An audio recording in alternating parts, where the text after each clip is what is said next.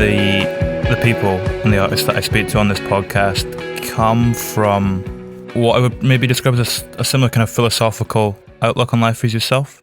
Someone who's kind of pondering and questioning things. Is that outlook innate? And do we make art as a result of that? Or is it something that comes from making art? Which one do you kind of feel results in the other? It's hard to say whether whether that's cart before the horse or not. I think that if you're making art, it just, one of the most basic requirements, I think, is that you are appreciative of anything that might disrupt the normal flow of things, because that's when new things come out. That's when new awarenesses are made. Not to sound too corny, because it's kind of a corny movie, but Dead Poets Society has a scene that features this very thing that I always used to love to reference whenever anyone would make fun of me for doing this very thing. But he has his students, what's his name? I forgot the... Robin Williams' character. Robin Williams' character, yes. It's going to come to me later.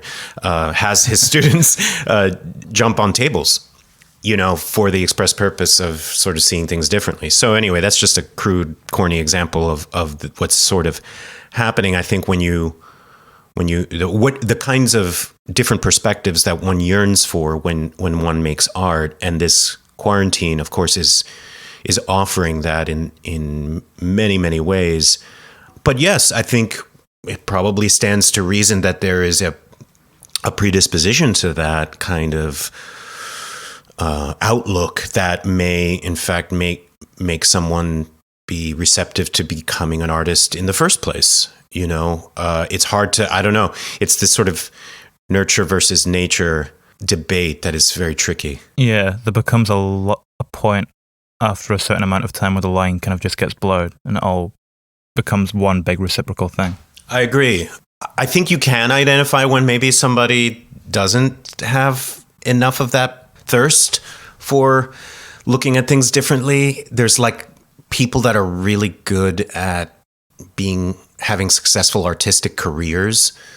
This is a huge theme in my life because my career has just been so kind of weird and at times inchoate and at times glorious and at times miserable. I mean, the way I'm making it sound right now, that doesn't sound all that special. I'm sure anyone who's had a successful artistic career can use those adjectives to describe their own experience. But I do feel like career versus production or career versus creativity is a really important theme for me. Yeah, because of that, I've taken notice of when maybe there's an artist out there, we're not going to name names, that, does really successful commercial work or something, or has really made a good business model out of their creativity, but you can tell that they aren't searching for those new perspectives, or at least they're not making use of them in their creative life. Yeah, I think quite often you can tell from a conversation. You can tell a lot about people from the way they think if you see them in an interview situation. And I think very quickly you can kind of latch on to whether they are someone who is of that kind of questioning mind, or just someone who almost has this innate ability to express themselves in a way that resonates with a wide variety of people without actually having much conscious kind of grasp of it. I don't know if that's maybe slightly a pretentious outlook on it. Pretentious outlook on that person? Yeah. Well, I think it's true. I said that. I don't. That doesn't sound false to me. I found that sounds like sometimes people really traffic in generalities because they want to offend the least amount of people, and they want to please the most amount of people. I think that's certainly a prerogative of good business. Let's say. I was just reading about or listening to a podcast. Jacobin. Yeah. Yeah. They have like Jacobin radio podcast that just kind of bundles together all sorts of different democratic socialist fare, and one of them is sort of doing looking into cinema for some of the more socialist minded variants, and they took a deep dive into one of Godot's early 1970s films, Tout à bien, which I haven't seen, and I'm going to as a result of listening to this podcast. And just the way it has Jane Fonda in it. It's incredibly Brechtian kind of postmodern, weird, somewhat successful, somewhat not so successful attempt to, make some socialist points through the art of cinema that, not Godot, what am I saying? That's waiting for Godot. Godard. Godard. It was just fascinating. And then, they said that in this case, Godard was just, he had just accomplished fame and creative success with movies like Breathless. He was the vanguard of the new wave. But then this was almost considered by many people to be career suicide because he was just doing something, and it failed. It totally flopped, But, apparently, according to the speakers, if you read his journals or read some history on Godard himself, he knew what he was doing, and he knew that this would be potentially a risky venture, but he took the risk nonetheless. And I just think that that's kind of so emblematic of what makes somebody like Godard just like an incredible artist to begin with. Was it a failure because he was almost trying to encompass too much? That could be it. I'm sure like he may have bitten off more than he could chew. He might have just maybe not thought things through. Or, there's a whole wide variety of reasons why a movie would not be successful in making their stated goals. But sometimes you can respect the goal, right? Because if you look at any piece of art, any work that you do, an album that you record or a book that you write or anything like that, each one is an experiment and each one is something that posits a question through which the work is an attempt to answer. And you may or may not be successful in answering the question. And by that metric, you could say the work failed, but it didn't fail in the respect of the imagination of the question that it posited, right? So sometimes you listen to a certain album or read a certain book or watch a certain movie, and it can fail, but you can respect, like for instance, a lot of Lars von Trier stuff is like that for me. Just really strange stuff that you wonder what he was thinking, but you have to respect the process throughout. And then you have someone like Scorsese who realizes at a certain juncture in his career that, he's got he's like invented a vernacular that people respond to, and then he just sort of regurgitates it. And there's a difference there. There's like a not so noble failure in that regard. He does take risks. I don't know if you saw Silence that he made that came out maybe 5 or so years ago. What's it called? Silence, the Scorsese film. With Adam Driver and Andrew Garfield and Liam Neeson. It's about like Jesuit priests in Japan. I'm not going to try and guess. It's starting to ring a bell. Yeah, but that was a really interesting kind of slow-moving, often quite painful look at the kind of both the enlightening side and the dangerous side of religion and what it can do to people. And it was probably more in a Godard thing where it didn't quite hold together as a full thing, but what he was exploring was interesting enough to make you respect it, if that makes sense. Yes, well, that to me sounds like what you would call a noble failure.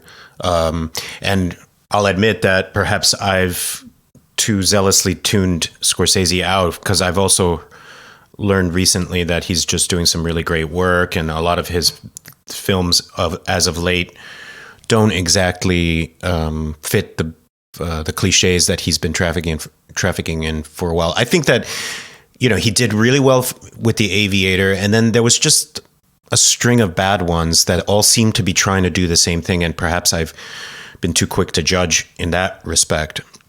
I also think that late Scorsese, as a kind of aesthetic, has been co-opted so much. It has become so integral in the way that you tell a certain type of story. It's just expected. Beginning with Goodfellas, Yeah. He's almost like a one for me, one for you kind of guy, but he does it in blocks. So maybe he'll do 3 for them and then 3 for him. Yeah, that's actually not such a bad point. Yeah. I mean, he's an industry. That's the thing. When he himself is a business. So, it's like you can really contrast him with somebody like Lynch, who, I still, to me, Lynch has been pretty much my whole adult life and continues to this day to be, almost like an infinite source of inspiration for anything that I do. And he is somebody that I think you can definitely detect in his work an utter and total rejection of any kind of business-oriented approach to his movie making. Yeah, there's very much a pretty potent unpredictability about the kind of surrealism that he seems to deal with. Yeah. What you were saying a few moments ago about this idea of everything, it has a question at the heart of it that they're trying to get to the answer of, is kind of like what you were expressing in, I think it was the essay you wrote about, or the blog post rather, you wrote about personal essays? About what? About personal essays? About personal essays? About memoirs, yeah. Yeah. It was kind of in the center of that as well. What was the question then for you at the heart of Homo Sapiens Interruptus? What were you kind of trying to get to at the center of that? That's a good one. That's a good question, or that's a good example to bring up to try to illustrate the question. For me, the experiment there was, can I reframe my own portions of my autobiography within the story, juxtapose it to the story of the first, I guess you could say, the first clear anatomical indication in the fossil record of human bipedalism, or bipedalism, I believe that's how it's pronounced. Meaning, where is the first evidence that we have that an ape walked on 2 feet? There's some controversy about that because a certain scientist who discovered perhaps the most famous discovery since the most famous discovery, which is Lucy. This one's called Artie, and it was sometime in the late 90s. He's very proud of his discovery with regard to what he saw in the sort of tarsal bones of this fossil find. He claims that this unequivocally proves that around the time of this creature, which according to the fossil record dates it somewhat around 5 million years ago, that was the first known instantiation of bipedalism on the part of an ape, which is, in paleoanthropological circles, like a huge big deal because it kind of puts a very critical moment in the procession towards Homo sapiens at a much earlier date than was once previously understood. And so there's all sorts of controversies around that. And, that story was sort of the story that I juxtaposed with a certain kind of predilection that I had towards heavy metal and towards playing music, or just trying to, be a musician, a successful rock musician. And like what forces within me made me want to express myself that way. And Homo Sapiens Interruptus came about during a time where I actually wrote that while I was still in school. Interesting. Yeah. I mean, it was sort of like, you could say it's like a senior thesis is kind of where it started. And then, it inspired me enough that I kept rewriting it. And then I took it to the Fringe Festival.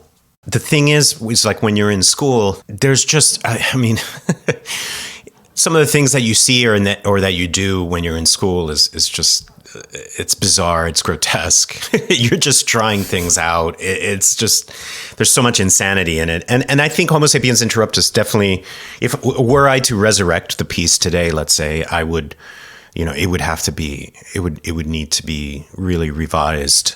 Because I think back then I was just really jubilant about this sort of new craft that I had just learned, right? So it was really more about just exploring the possibilities, of being able to tell a story in this particular way, which I took inspiration from Spalding Gray and Mike Daisey, who are two theatricians who aren't really known for their acting per se, though they are actors, but they what they're known for is for having popularized this sort of sit-down type of monologue where the only thing you see for the entire play is a man sitting behind a desk talking to the audience. And how could that possibly be, absorbing? But, when you go and you see one of these pieces, you see why it is. It's just, and what it does is it communicates the power, just the sheer naked power of storytelling in its essential form, without anything, without lighting, without completely denuded of all of the additions, the bells and whistles, you could say. And it just makes you see just how powerful this medium is, that even just in its most austere version, it can still move you, so long as the narrator is trustworthy and good. And in the case of Mike Daisey and Spalding Gray, I mean, these were amazing artists. Well, Mike Daisey's still with us. So I don't even for one split second claim to have the level of skill in craftsmanship with those two, but they certainly serve to inspire me to just do my version. And so that's what that was. And I was sort of using that ability to just be this omniscient narrator sitting at a desk to be able to weave those two stories together and to see if I could draw those connections. And that was the experiment. And I think there were some really, really successful parts of it. I feel like I've learned so much about what makes for a good theatrical experience. I've also learned a lot more about my own autobiography, that were I to resurrect a piece, I think what I would do is, rather than resurrect it or revise it, I would just write a new piece altogether, which in fact I believe I'm going to do, although I haven't yet completely where or how this is actually going to pan out. But I do imagine that in order to promote the book that I'm writing right now, one of the personal essays that I'm writing will be extracted for the purpose of being turned into a one-person show somehow. And it would likely be that sort of the mise en scène of a man sitting behind a desk narrating for the entirety of the evening. And so I would just need to find the right essay to do that for, and I haven't yet. So that's certainly a work in process. But if I were to run that experiment again, it would probably take that form. It's interesting that you're thinking about extracting one of the essays from the book, because in my mind, the way I'd always thought of that kind of framing device and the simplicity of it counterbalanced the complexity of the narrative that Homo Sapiens Interruptus sounds like. Where is that story that you're going to draw from the book coming from in relation to that? Does it need to be something that occupies a similar complexity, or do you think you could do it if it's a kind of simpler narrative? That's a good question. I think one of the reasons why I may not be so kind of gung-ho to resurrect Homo Sapiens Interruptus is, now that I'm talking about it, I feel like I might be overly harsh. I tend to be a fairly harsh critic of my previous work. I've been noticing that that's a characteristic of mine, and I think this might be an example. But I think one of the reasons why I don't want to is I do feel like I perhaps it might have been that kind of a situation with Godard, where I bit off more than I could chew. It's really difficult. It may sound like doable, but it is insanely difficult to try to tell a story in a manageable amount of time for a performance like that, which should never exceed more than an hour and a half. I think Mike Daisey's biggest piece, the one for which he was unfortunately shamed, and there was a lot of scandal around it because he was caught not being as truthful as he was expected to be, because he was discussing about factory conditions at Foxconn which is an iPhone factory in China, and apparently he made up a lot of the details for the purposes of his dramatic storytelling, and so there was a lot of controversy around that. But that piece, I believe it was called the Life and Ecstasy of Steve Jobs or something like that. I saw it; it was brilliant, and I think he was on stage for about a little over 2 hours, which is a really long time to sit in a theater and watch somebody talk behind a desk. But honestly, I didn't think about the time once. But that's because he's an incredible storyteller. I mean, it's just astounding when you see somebody captivate your attention that way, which he does. Anyway, to tell that kind of a story within a more reasonable amount of time, you're like, let's see if we can just shoot for an hour and 15 minutes. Let's not tax the audience too much. And certainly considering, where I'm coming from and how early it is for me with that craft, I wouldn't want to exceed an hour and 15 minutes. It's incredibly difficult to throw in all these different narratives and all these themes. And I think that was kind of one of the problems I encountered. Or perhaps why the piece hasn't sat as well as it should, or just hasn't. Not that it sat badly. I mean, I'm very proud of that piece. I'm just, in terms of resurrection, I'm not exactly certain if that would be the right avenue for me. So yes, perhaps in this case, if I were to pull an essay out, I would probably be looking for simplicity. I would probably be looking for some kind of straightforwardness that might, because I'd be selling a book at the same time, right? And I will have just finished writing a book as well. So, I have to be humble too. And also, I think here's another interesting thing. It's good. I'm glad that we're talking about this because this actually kind of vivifies all these issues that need to be contended with. But another thing I noticed is when I'm writing for the stage, when I'm writing a monologue, there's like a different part of me that gets accessed. And I think that would be normal for anybody who, let's say, decides to write an essay and then also write a monologue. It's two different art forms, obviously. So there's just, I think the idea of bringing in like the narrative of paleoanthropology felt very natural for a monologue. I don't know that I would want to write a personal essay that tries to link those two stories together in the way that it made perhaps more sense to do so, if only for the sheer entertainment value of it as a monologue. And I think the thing with Homo Sapiens Interruptus is, it's not linear strictly, is it? You kind of jump around a little bit. Yes. Whereas an essay itself kind of has to be, I guess you can jump around a little bit, but it tends to be more kind of chronological in terms of its storytelling. Well, yes. To an extent. I mean, it depends on what you're actually discussing. I mean, some essays, so like the Mary McCarthy essays that I read are very chronological, and they almost lapse into memoir. They're just straightforward discussions. They just are so specific that you can kind of rank them as personal essays. Because, it's just a select amount of pages dedicated to this just one aspect of her upbringing, let's say. But when she is in the essay, she's dealing with it chronologically. Because she's also talking about a certain phase in her life or a certain sequence of events.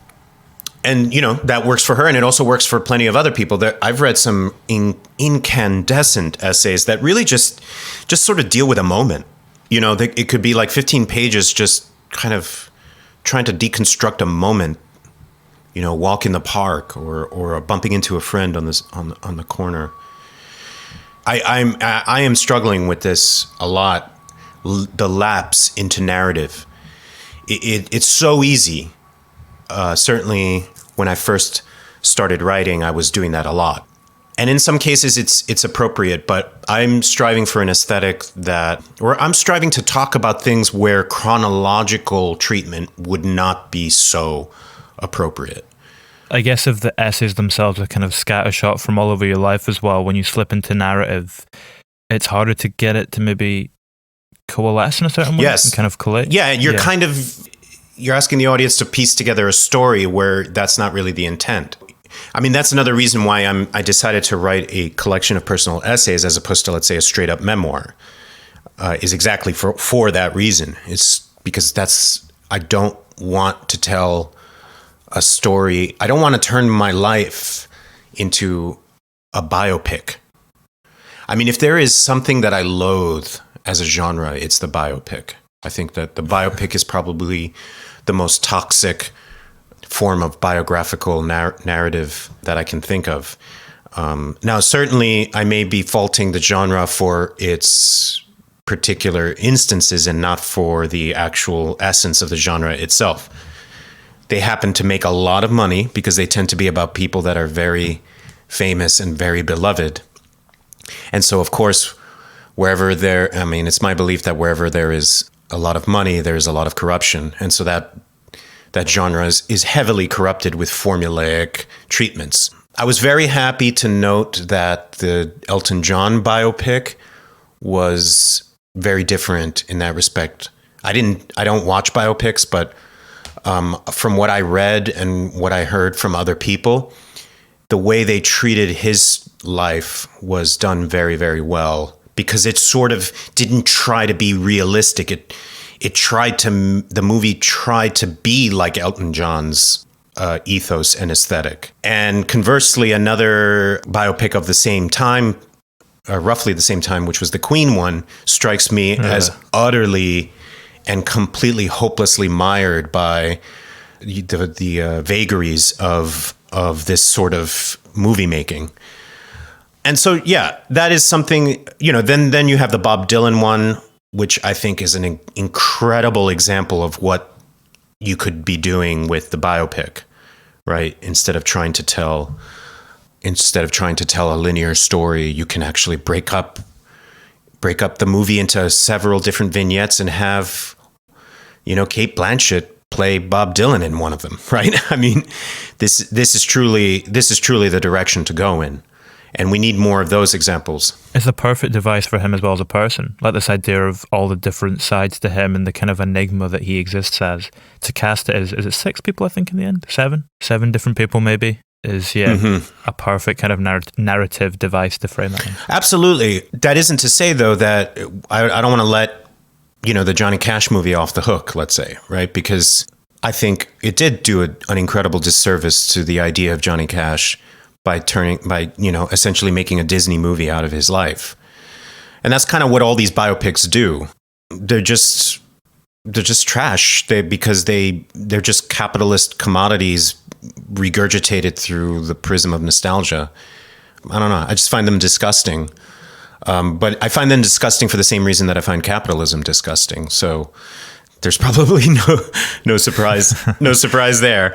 And so hence I am in my own work, am trying to make my let's call it a memoir, but I put that under heavy quotations. What it really is a collection of personal essays.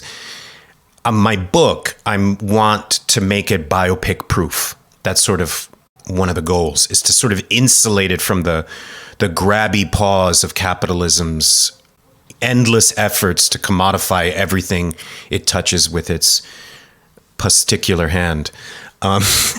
Sorry for the flaming rhetoric, but anyway, that's sort of a goal. And so to kind of the first plank in that goal would be to deconstruct the whole notion of chronology and narrative. And so that's something that I very consciously do as I write. It makes the project very, very difficult. It makes it take a lot longer than it normally would.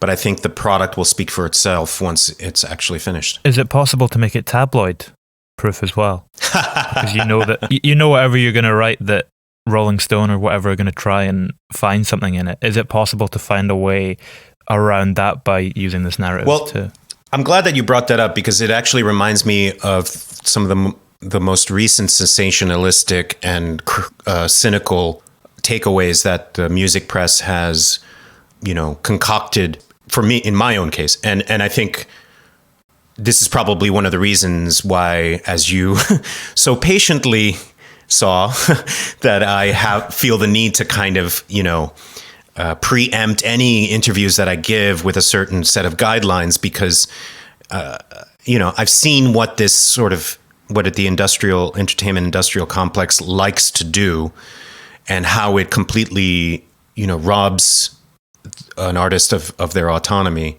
And in this case, and here's an example. So, 5 years ago, I did an interview, and this was, I really was just out of school. I hadn't spoken to a journalist in probably 7 years. And someone approached me, and I figured, okay, I've just graduated. It's time for me to just talk about where I've been, which I did in the interview. And of course, it was naive of me because I should have understood that, people have been wondering. And so media outlets are going to consider that to be a news item. Carlos Dengler breaks his silence, or Carlos D breaks his silence, and all these sorts of like handy dandy slogans that the media like to use. What ended up happening was that the biggest takeaway that you would see, which is, and this is also something that I 7 years is a long time to get out. And it was during those 7 years that a lot changed in sort of the media ecosphere, the way social media sort of took off. It all happened while I was in school. So in a way, I was kind of hibernating while social media was essentially taking over the media ecosphere.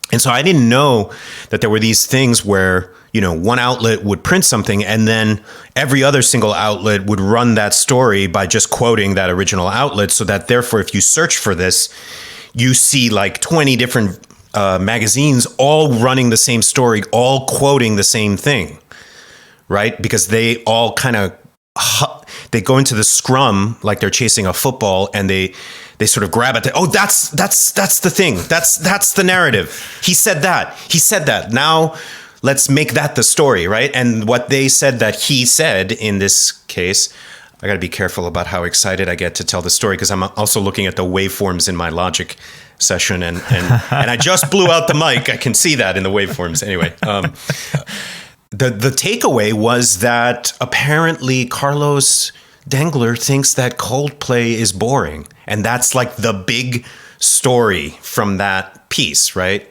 Even though it was one line and it was completely taken out of context, because that's not, in fact, what I said. What I did say was that I went to see Coldplay on Saturday Night Live. And it was kind of like a teaching moment for me, because normally I would be really inspired by a band, but instead I was inspired by the actors playing Saturday Night Live. This was right before I went into acting school. So what I was trying to communicate was that some other art form, not the one that you normally expect, was pulling me in that direction. And Coldplay just happened to be the band that was playing. It wasn't that I thought they were so boring that the skits actually ended up being more entertaining. That was the takeaway that they took. So you can see how that little twist, that little bit of manipulation, and the media just does this constantly. I mean, this is how they make money. This is sort of the business principle. It doesn't matter what you say or what you do, or it doesn't matter what you say in the interview. It matters like what they can extract from it out of context and tweak it. I'm not exactly like, blowing any whistles here. We all know that this happens, but this was just sort of an example of how I have come the hard way to learn about these sorts of things. So you raise a very good point, because as I write these essays, I do once in a while think to myself, oh, okay, this looks right here, this line that I just wrote looks like something that, somewhere in Rolling Stone or in Pitchfork, they're going to hire somebody, to comb through my personal essay collection and with specific instructions to find the most sensationalist, lascivious, out of contexty type of lines that person can find so that they can run it as clickbait for their own publications. I'm sure that that's what's going to happen, which means that they're not going to approach the work as a work, or they're not going to approach the work as a work of mine. They're going to approach the work as some kind of experiment that this guy that they're obsessed with from the aughts is doing right now, and that's only of interest to them by virtue of that. And when I realized that, I asked myself, oh, maybe I should erase this line. But then I have to think twice. I'm like, okay, I can't control that, right? Like, I can do what I can to insulate this book from those kinds of craven, cynical attempts, but it's not going to be bulletproof. There's just no way, right? So I can't edit myself. I can't take out... You can't self-censor. No, that would be really, really shameful.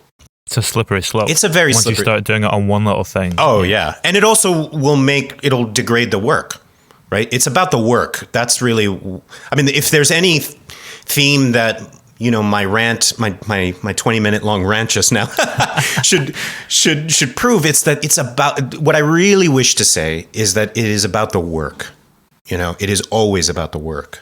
I think the other thing is that what we've just been speaking about, that's also what's killing the media. That's why it's slowly dying out, because people are sick of this kind of out of context, false approach to information and just everything. Well, that's why things like what you're doing are taking off, right? That's why people are thirsting. That's why Substack is taking off.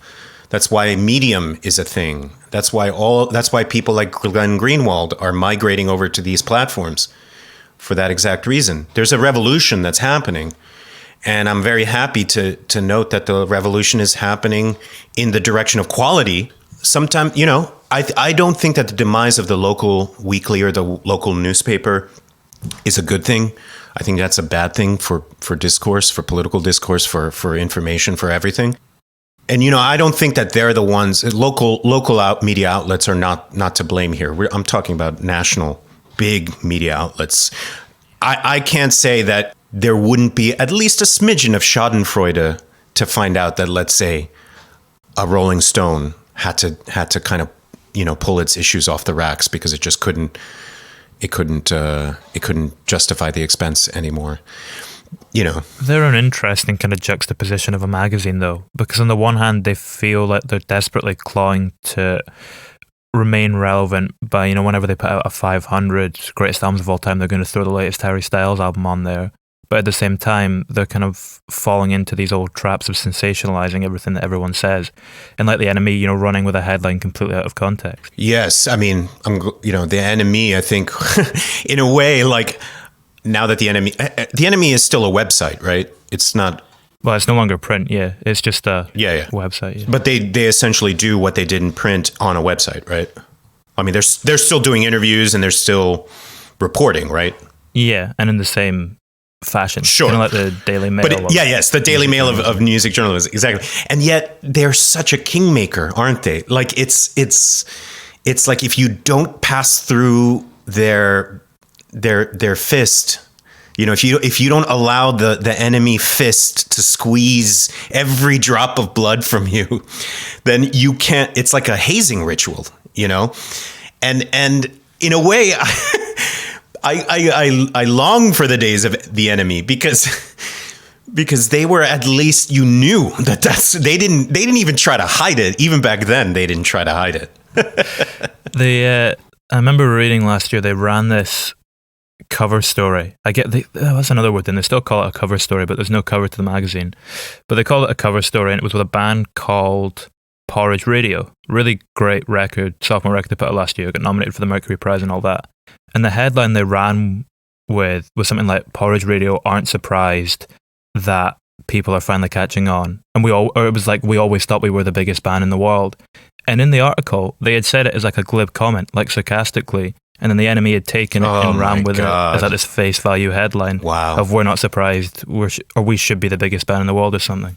That right there is just, I mean, that breaks my heart, you know, just to hear that. That is so, I mean, that's like low-hanging fruit, I would say. Like I would figure that a magazine like The Enemy that's been around as long as they have, that has been, you know, being the Daily Mail of music for as long as they have been, would try to finesse that a little bit more, but that just seems very glaringly obvious. Oh my God, the poor band. What do you know, we're kind of speaking a little bit there on the kind of rise in new media and different things coming up in the kind of fall of print journalism. What do you make of people like, you know, Sam Harris or Jordan Peterson or your Eric and your Brett Weinstein, these kind of slightly philosophical edged professors, figures that are kind of slightly edging into the mainstream now? Yeah, I mean, I think we're witnessing a kind of rise of the public intellectual, which I think is really great. I mean, the fact that somebody like Sam Harris could have the platform that he has and the reach that he has, the megaphone, the size of that megaphone, for someone who is essentially he's a neuroscientist by training. you know. That's incredible. I'm a big fan of his podcast. I'm not exactly as politically aligned with his views, as I'm much more left than he is. But I listen to him because he's just so captivating of a presence, and the way that he dissects things. Even if you don't agree with his conclusions, he's opened up the problem for you in such a logical way that it helps you come to your own decision about how you think about that issue. And sometimes I do agree with him. Jordan Peterson, probably less so. I feel like but I'm glad that he's, you know, like he like so many others are bringing intellectual fare to a much more mainstream audience. In Jordan Peterson's case, I feel like there's a lot of men's movement stuff in there that he doesn't disavow enough for my taste. But, you know, I mean, I think that was very 2018 of a thing, and I'm not so sure where things are going to land. Like, I know that Sam Harris was able to sort of escape the kind of opprobrium of being lumped in with the dark intellectual web, the so-called dark intellectual web. Or intellectual, such a funny term. Yeah, intellectual dark web. I think that's what it is. I can't remember. Yeah, that's the one. Yeah, he's eluded the grasp of that. I think that was like a fashionable term of art for like a year. So I don't know what Jordan Peterson's going to do. In any case, he's a good example. I think Sam Harris is the best example. I think we live in such a fallen, complicated world now that we need these voices. We if we're in our apartments, especially now with quarantine, if we're cleaning, if we're just doing stuff around the home, we got to have somebody like Sam Harris piping into our eardrums to help us negotiate the complexities of that which we face today. And it has to be on that much more precise, higher level. It cannot be vulgar and meaningless like most mainstream fare is. No, for sure. Was there a version, you know, what you're saying that we have like Sam Harris piping into the home at the moment? Was there a version of that in the 90s when you were studying philosophy? Was there an equivalent to that? No. I mean, that whole idea was, I mean, I would, if you would have told me that in the 90s when I was studying philosophy that, you know, there'd be this website that you could go to where you could upload lectures on Hegel and Kant and Heidegger and Husserl, like other professors in other colleges that are being filmed, and you can just like watch them for free and then listen to, you know, I don't think anyone would have understood the term podcast, but if you had said, you know, radio, a kind of radio show that comes through the internet where they're talking about, you know, philosophical concepts like and issues like atheism and theism versus atheism and so on and so forth. That would have blown my mind. I mean, that would have just blown my mind. And here we are. I mean, it's fantastic. This is like, you know, sometimes I'll go down, you know, a Wittgenstein rabbit hole on YouTube. I think it's awesome. Of course, there are problems with that. I mean, then there are people who are going down the right wing rabbit hole, and that's a real huge problem. I imagine that YouTube is working on those sort of algorithmic issues. But, you know, in terms of just taking like a quick dose of, it's good because if you're like, I want to read a book on philosophy, like it's been a while since I've read a book on philosophy, where should I go? You can just go to YouTube and spend like an hour or a couple hours listening to some lectures about this philosopher, about that philosopher. And then you can come to your decision, and then you go get the book and then you dive in, which I think is just a really, really powerful means of transmission for stuff that would normally in the past have driven a lot of people away because they just wouldn't have had the time or the inclination to really try to find the book that they're like truly in search of. Were there books that were particularly important to you growing up that kind of pushed you in this direction to, you know, study philosophy at that time or become intrigued by it? My journey to philosophy is kind of analogous to my journey to classical music. Just very briefly, a lot of times, especially like indie kids, you know, there's a whole crossover genre of indie classical right now, which I think is fascinating. It's a lot of just people in Brooklyn, but it's great. A friend of mine has a label called New Amsterdam that is just tons and tons of just some of the most interesting music that combines indie rock and classical music. And of course, Bryce Dessner, is one of the most, is perhaps the most famous example of this type of crossover musician. And I think a lot of us, maybe not just indie rock, but just rockers in general, kind of make their way to classical music through prog rock. So prog rock is sort of the first stop in the music adventurer's journey, right? So you start off with pop music and, let's say in my case, heavy metal. And then you listen to this one band that has 6-minute long songs and you're like, wow, that's crazy. And then you hear about Yes, a band who does one song per side of the album, right? And you're like, what? They jam for 20 minutes? Oh my God. And so then you dive into that. And then after a while you say, okay, so now I see where I'm headed. And then classical music becomes the next step. You sort of make the leap into that genre because it seems to offer the largest canvas upon which to, exercise all of your musical gestures, where rock can no longer capacitate it, let's say, without becoming unduly pretentious. I think it was similar for me with philosophy, but by way of kind of these Carlos Castaneda books where, I did a lot of, never did LSD, but I smoked a lot of pot and I sat in my room listening to Pink Floyd and really just hallucinating, the music, not colors or not in a synesthetic experience, but just sort of listening to the same song that you listen to when you're sober, but when you're high is just like, wow, obviously we've all done that to many a Pink Floyd song. And, a lot of these songs were designed for that. And then of course it's just one more step to, Carlos Castaneda was this author who met this, Mexican guru and did a whole bunch of peyote with that guy. And he saw eagles and saw crows flying and went down into the desert and blah, blah, blah, blah, blah. And of course, this seems like, I want to read about that. And then you read about all the acid trips that he did. Of course, then you're into Timothy Leary by this point. You're reading the motorcycle acid test or whatever the hell it's called. I can't remember what it's called. What's it called? I can't think of it. In any case, and and Kurt Vonnegut and all of those guys. And so then you're just like, I'm not satisfied with this. I want to take the next leap. And then you, by chance, discover Descartes. For me, it was a girl that I was dating who was taking a philosophy class, and she knew how much I was interested in all of this sort of pseudo spiritual kind of Timothy Leary type of counterculturalist fare, and asked me to try to decipher what Descartes was saying in this one passage.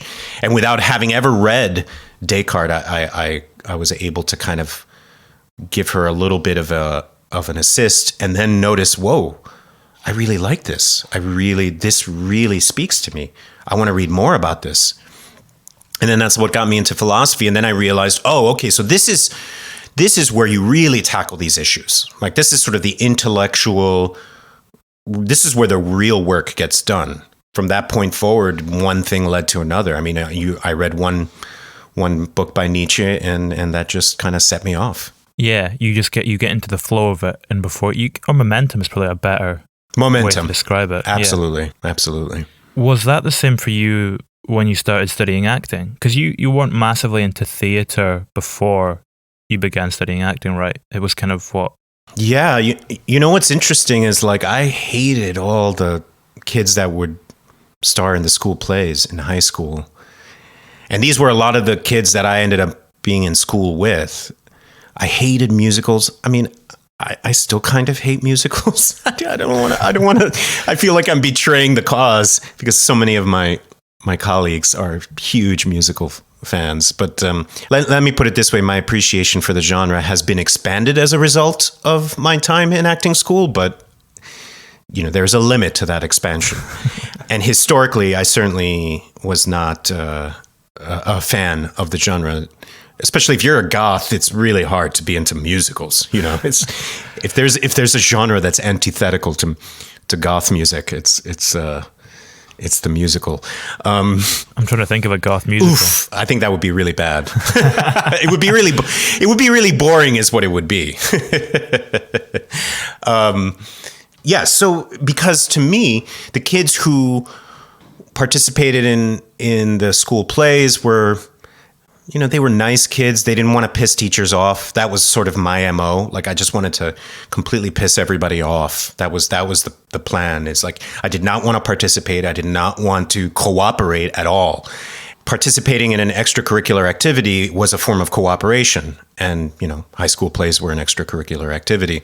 So I just always frowned upon that. But then, when I experienced success with Interpol, I realized that I was a performer. I didn't know that, and I have to say that perhaps this is a case where the media, in a way, kind of, maybe, I don't want to say that it taught me something, but it showed me that if I wished to translate what I was feeling inside in a way that was kind of communicable through the means that the media uses, such as photographs and videos and statements to the press, that there was a persona that I could craft there. I could do it because I was sort of doing it unconsciously. I never went out of my way to think about doing the things that I did when I was in the band, but I just did them because they felt natural. And then lo and behold, they seemed to attract attention, right? It seemed to be a thing where this persona of this sort of vampiric bass player from the band Interpol kind of took hold. And so I noticed that and I said, oh, well, they really like this character that I'm building, that I didn't even know that I was building, but that I am, I guess. And I said to myself, man, it would be a lot of fun to do this with other types of actors. And then my knowledge of Shakespeare and all the other, and my love of cinema started to kind of get involved in that art, that creative process. And I said, oh, there's all these characters in these movies that I adore. Like, if it works for the character that I'm building right now, then I might be able to do that with these types of characters. I might have a knack to play a certain type of person, so on and so forth. I was thinking about character actors mostly. So I started taking some acting classes, and I just thought, oh, okay, let me take some acting classes, and then I'll talk to our manager and see if if I could be introduced to an agent, and maybe I'll play some small bit character roles in some movie or something. Maybe there's a director out there of some indie movie who wants to feature me in it because they're a fan of the band. I don't know. This story is not so outlandish. It happens all the time, right? They're like RZA kind of often pops up in little bit part roles and stuff. Was in the last Jim Jarmusch movie. There you go. And also Mos Def, although that's not what he's known by right now. And he's a fantastic actor, actually. And the gentleman, I'm sorry, I've forgotten his name, from TV on the Radio, is also an actor. Will Oldham is an actor. So none of this is I wasn't inventing anything by thinking of these things. But what ended up happening was that I fell in love with plays.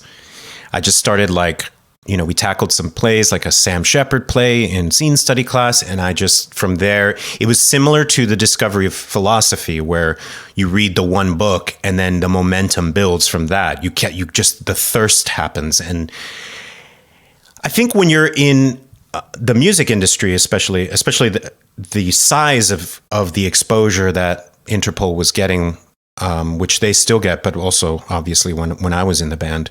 And I think I would definitely ascribe my disgust with capitalism to sort of being in the belly of the beast, if you will.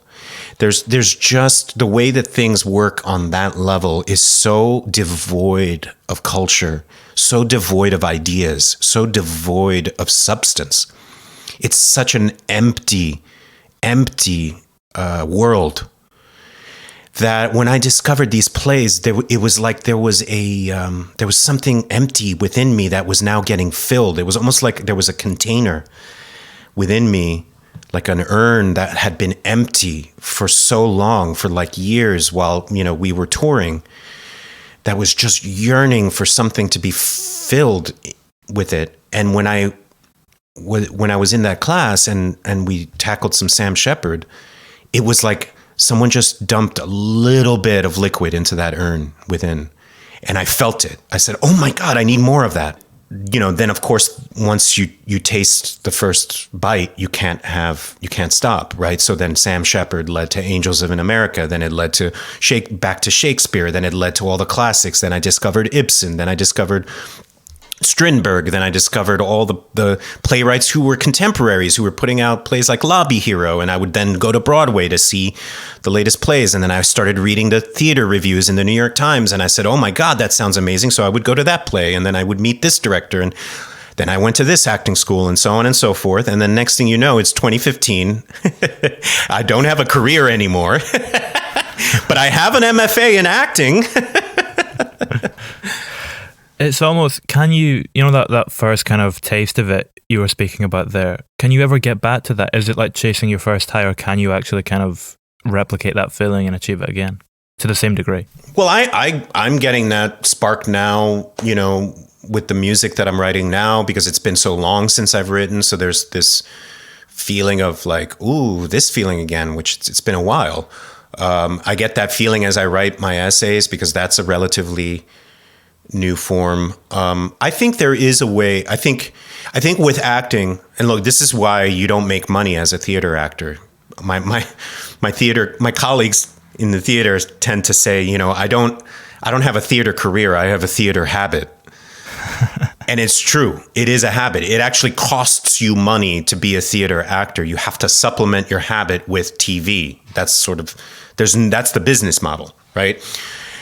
And there's just something so satisfying about that world, that if you could break in and if you can get work, you're just dealing with an art form that is just much more rewarding, just by its very nature. It's more organic. It's quieter. The passages are longer. The writing is deeper. It asks for a different response from the audience that's a lot more generous. And so you can actually fill the vessel regularly with that work. You just have to be willing to make sacrifices when it comes to money, when it comes to, I don't want to say quality of life, because that makes it sound like you have to suffer, and I'm certainly not suffering. But you do have to accept that you're going to have to live more modestly. Let's put it that way. But the rewards are make it well worth it. We are almost entering a dangerous position, though, where that is what all art becomes.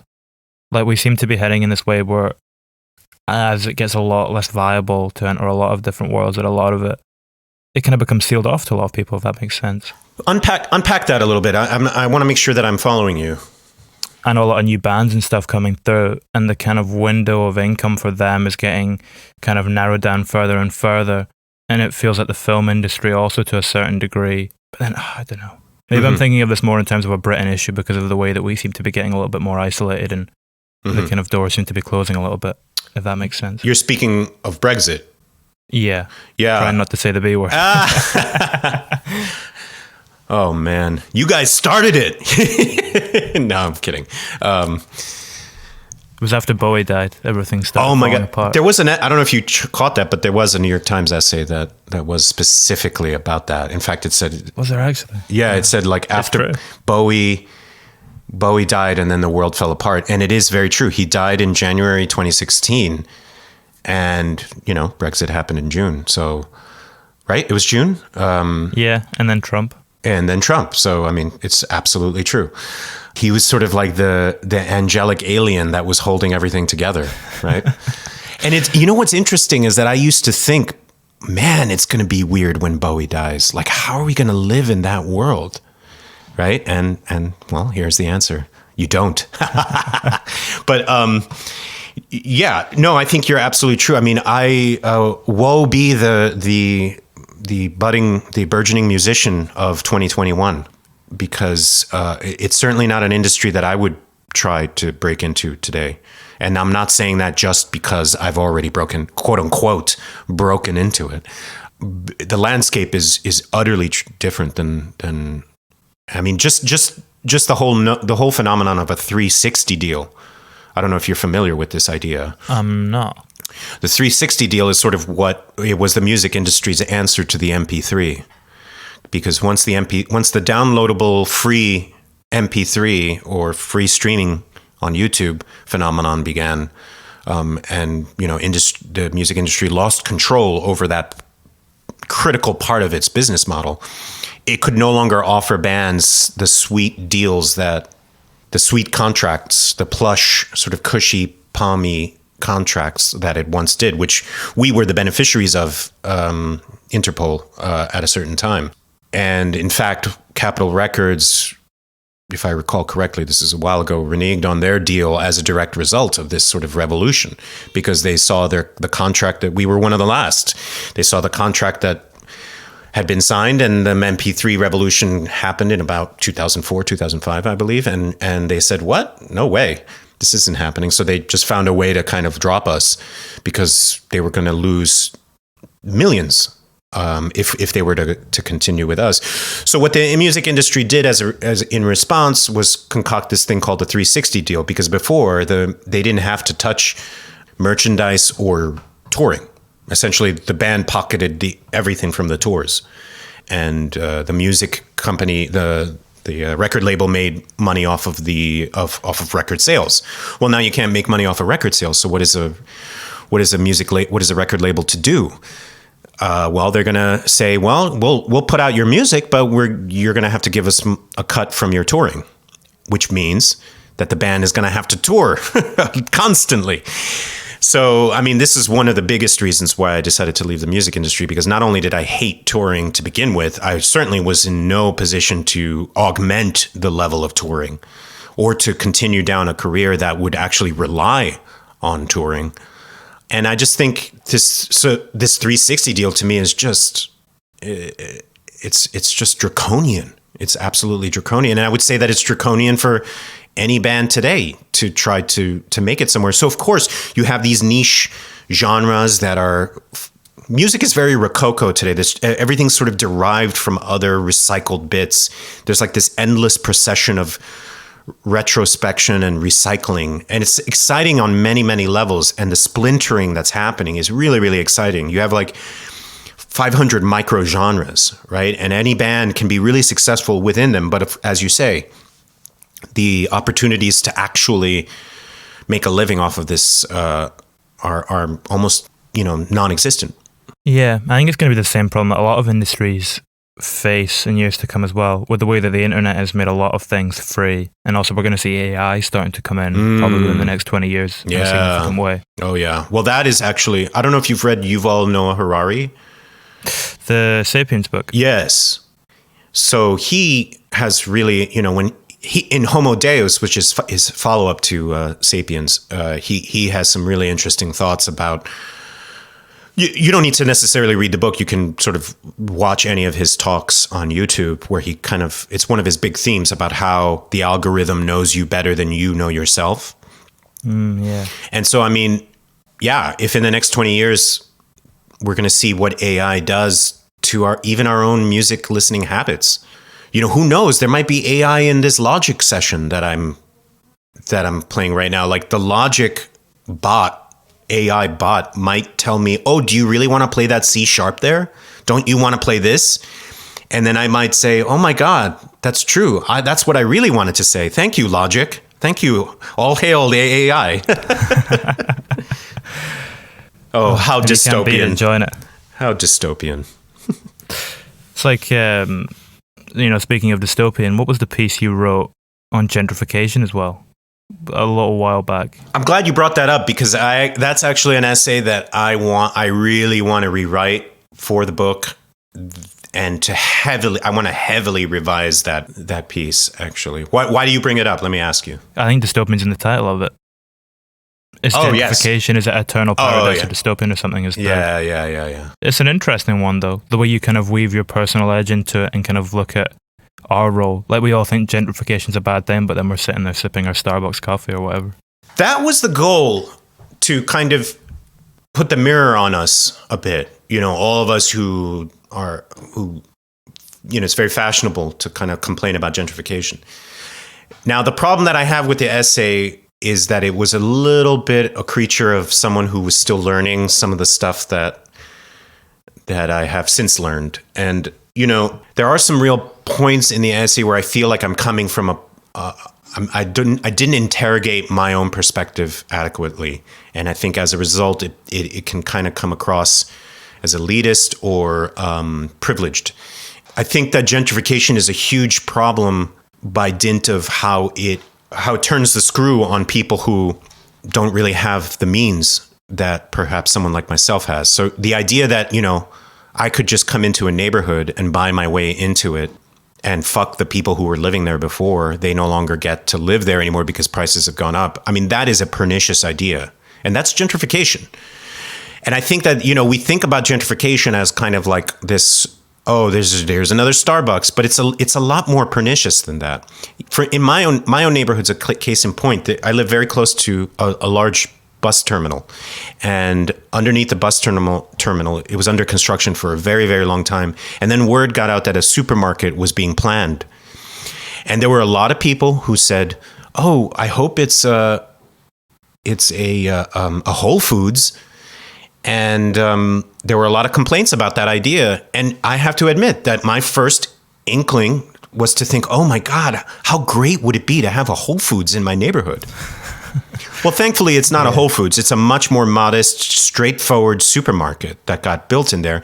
And you know what? Thank God. Because I know that many of the people that live here wouldn't be able to afford to go to that Whole Foods.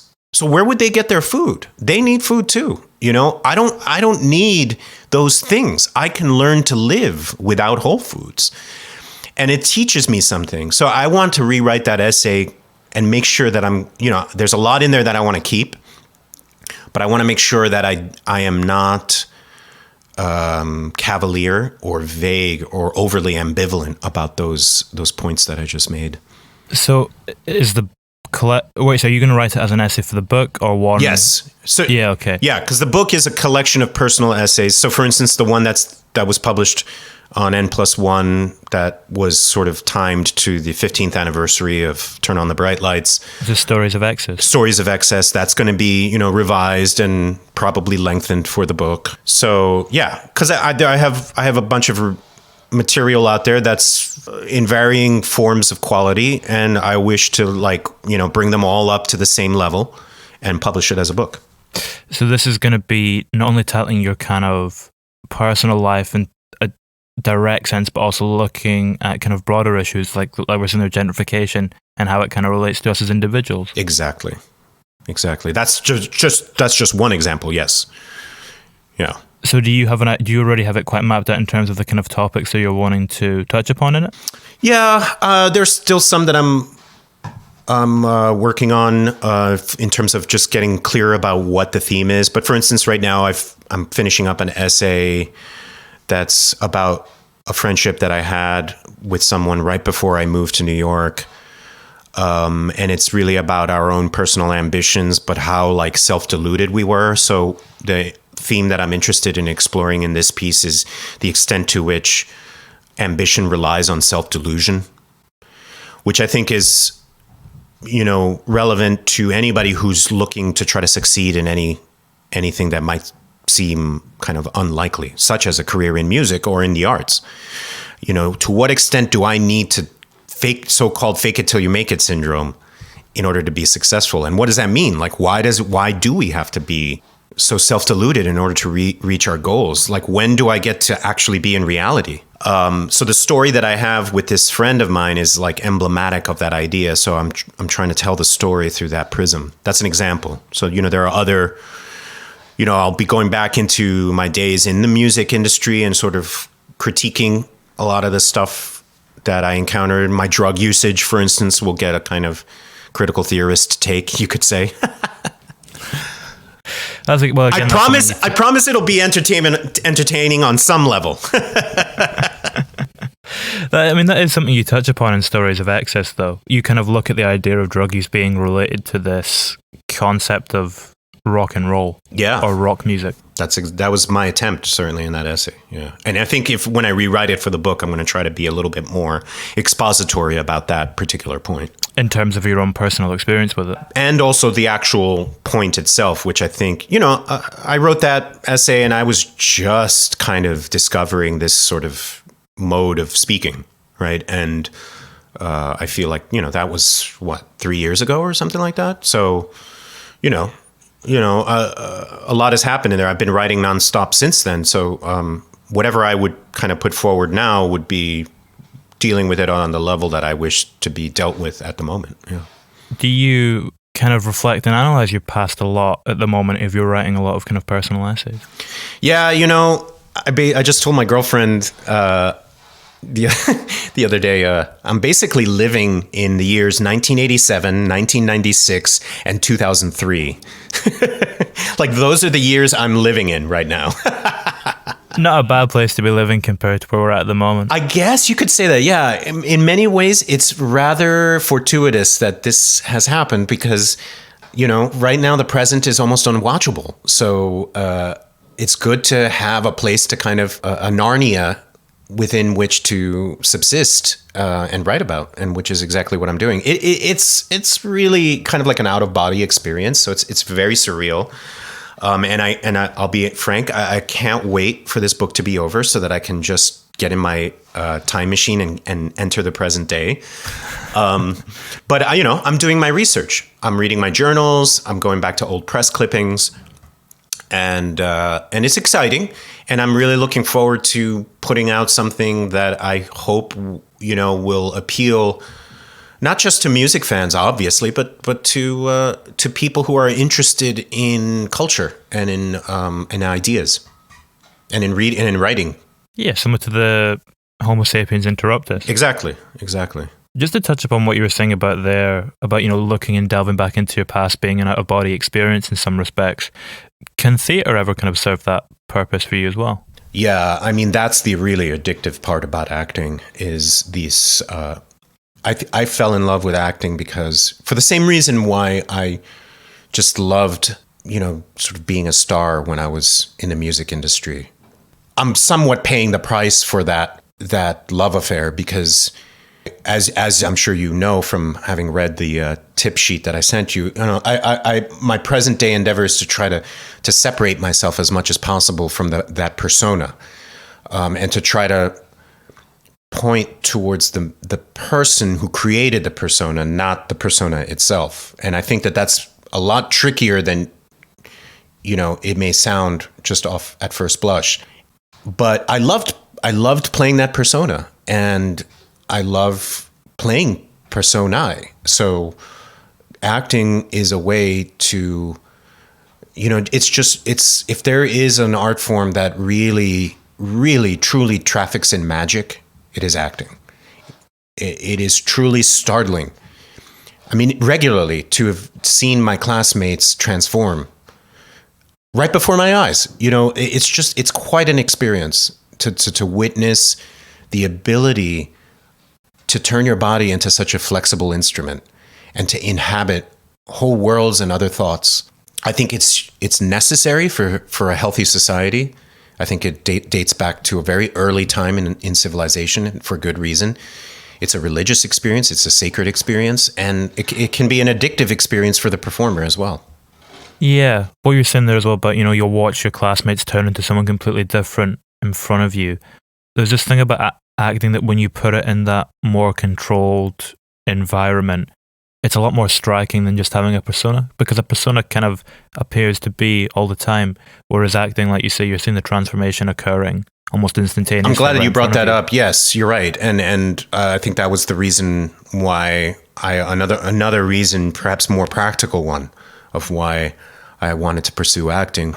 This distaste that I started to have with the way that the personae of the musicians in the rock music industry, I'll just be more specific about the music genre, in rock music, but it also happens very much to a large degree in hip hop, that there's just this unwillingness to kind of allow the musician to occupy different personae. Like you pick the one and then that's who you are. And you're not allowed to step out of that costume. And to me, acting seemed like a career or an art form where the expectation was, it was very well known that the person who is being, Jack Sparrow, the guy playing Jack Sparrow is actually not Jack Sparrow. He's Johnny Depp, right? And so we know who Johnny Depp is, not because we know Johnny Depp. And if the previous couple years is anything to go by, I don't know that we're all that interested in knowing Johnny Depp. But that being, scandals aside, we don't know Johnny Depp. And even we still don't know. I mean, he could walk into my house right now and I could probably have a really good time. I mean, maybe he's like a very cool guy. I don't know. I don't want to say that I know anything about Johnny Depp, the person. But Johnny Depp, the artist, we do know. And Johnny Depp, the artist, has nothing to do with Jack Sparrow or Charlie and the Chocolate Factory or anything like that. We know that there's a guy there, right? An artist, putatively at least. And that's baked into the career, into the art form, in a way that I don't think is the case in music. And I got very attracted to that. Yeah. It's almost like the same freedom, but with less of the drawback. Yeah, absolutely. Absolutely. I would totally sign off on that interpretation. I was reading your essay on Henry Rollins as well. Is he someone you would kind of, slide into that category of having occupied a persona and is kind of playing a part to a certain extent? Yeah. Henry Rollins, I think, is a really interesting example of somebody who has managed to cultivate a persona that really does feel truly authentic. Like, it does feel like that's who he is. And I bet it is who he is. I would bet that he wakes up and he is instantly himself without needing to filter that through anything that maybe somebody else might need to filter it through. And the kind of career that he's been able to enjoy, I think, is just absolutely spectacular. I just can't think of somebody who has had the level of freedom and independence to kind of just dabble with what he wants to dabble in. And it's interesting too, because he's also very much wedded to zeitgeists. So in the 80s, he was terribly uncool. Like, he was just known as this like real guy with super duper anger management issues. You did not want to talk to him and you didn't want to get close to him. And he was just that guy in that band that we all love. And then in the 90s, he became very cool. Like, that's when Rollins' band like really took off. Then in the aughts, he became uncool again. Like, you were just like, Henry Rollins, ugh. And then in the teens, he suddenly became this like Renaissance, this aged like warrior that was like this Renaissance man, right? And, that just speaks to how authentic he is. He's not like running with the wind, right? He's just being himself. And when he's cool, he's cool. And when he's uncool, he's uncool. And he doesn't give a shit. I don't know if I can say that on here. I think I can say that. Okay, thank you. So I think with the essay, I think what's interesting about that particular TV episode, which is now very dated. I mean, it's from a long, long, long time ago. But it was late enough in his career where you could consider, his heyday behind him, let's say, for lack of a better word. But it's interesting to see him.